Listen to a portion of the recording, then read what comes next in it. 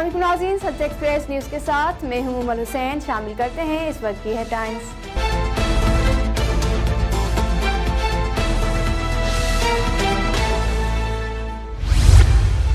गिलगित बल्तिस्तान में हुकूमत साजी के मामले पर वज़ीर आज़म इमरान खान ने हंगामी इजलास आज तलब कर लिया। पाकिस्तान में कोरोना वायरस के मुस्बत केसेस की शरह 7.20% हो गई है। मुल्क भर में कोरोना के तशवीशनाक मरीजों की तादाद में तेजी से इजाफा हो रहा है। मुल्क भर में इस वक्त 2112 कोरोना मरीजों की हालत तशवीशनाक है।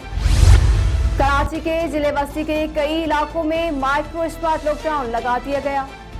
कराची के इलाके डिफेंस फेज 4 में बिना पुलिस मुकाबले में 5 मुल्जमान हलाक हो गए।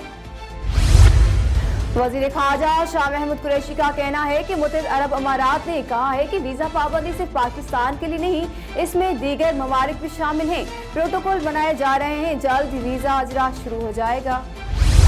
महकमा एंटी करप्शन पंजाब ने नून लीग के रहनुमा मियां जावेद लतीफ की 80 साला वालदा के खिलाफ मुकदमा दर्ज कर लिया।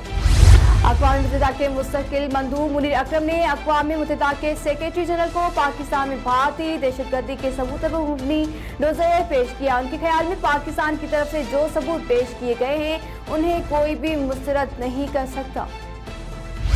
वफाकी तहकीकाती इदारे ने बलूचिस्तान में दहशतगर्दों की माली मामनत और हवाला और हुंडी का कारोबार करने वालों के खिलाफ क्रैकडाउन का आगाज कर दिया।